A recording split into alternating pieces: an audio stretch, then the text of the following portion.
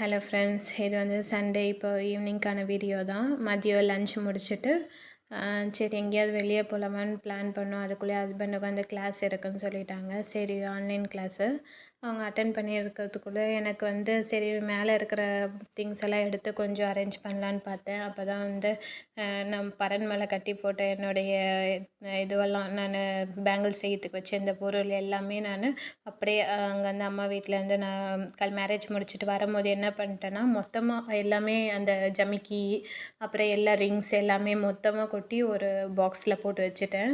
அதை வந்து தனித்தனியாக நான் அரேஞ்ச் பண்ணி வச்சுருந்தேன். அப்போ செய்யும் போது நான் என்ன பண்ணிட்டேன், வரும்போது வந்து சரி அந்த பார்சல்லாம் வந்து மொத்தமாக கட்டி அப்படியே அனுப்பினேன். அந்த அந்த மூட்டையை வந்து நான் பிரித்து கூட பார்க்கல, அப்படியே தான் மேலேயே பரன்லேயே போட்டு வச்சுருந்தேன்.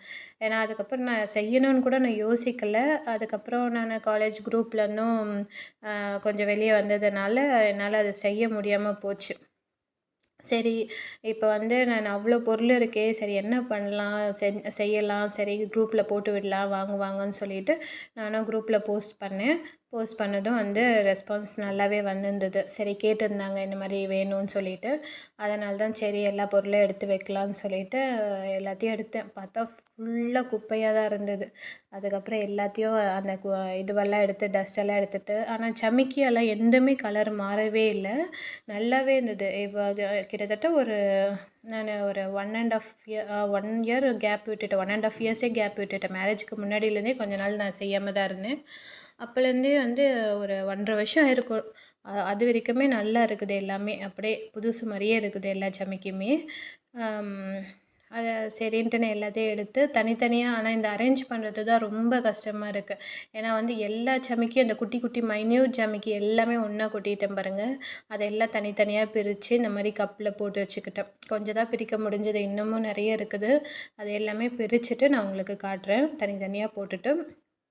இது வந்து நான் பாக்ஸை கார்ட்போர்ட் பாக்ஸ் தான், அட்டை பாக்ஸை வச்சுட்டு அதிலே வந்து இந்த கப்ஸுங்களை வச்சு அதில் தனித்தனியாக இந்த கலர் ஜமிக்கிங்கெல்லாம் தனியாக போட்டு வச்சுட்டேன். ஏன்னா அதுக்குன்னு தனியாக நம்ம பாக்ஸ் வாங்க வேணாம்னு சொல்லிட்டு இதிலே நான் இது ஒரு க்ளோஸ் பண்ணுற மாதிரி தான் இருக்கும். சரி அதனால் வந்து இதிலே வச்சுக்கிட்டேன். அதுக்கப்புறம் இதெல்லாம் வாங்கும் போதே எப்படியோ ஒரு 5000. ஆனால் இப்போ வந்து இதெல்லாம் ரேட் அதிகம் ஆகிருக்கும். ஆனால் நான் வாங்கினோம், நான் காலேஜ் படிக்கும் போதே வாங்கினேன். ஆல்மோஸ்ட் ஒரு 6-7 இயர்ஸ் ஆகுது. அப்போ வாங்கினது வந்து ரேட் வந்து நாங்கள் இது பாரிஸில் தான் போய் வாங்கினோம். பாரிஸில் வந்து ரொம்பவே ரேட் கம்மியாக இருக்கும். இந்த மாதிரி இதுக்குன்னே தனி ஒரு பிளேஸே இருக்கும். ஸோ அந்த இடத்துல போயிட்டோன்னு வச்சுக்கோங்க, பல்காக எவ்வளோ வேணாலும் நம்ம எடுத்துக்கலாம்.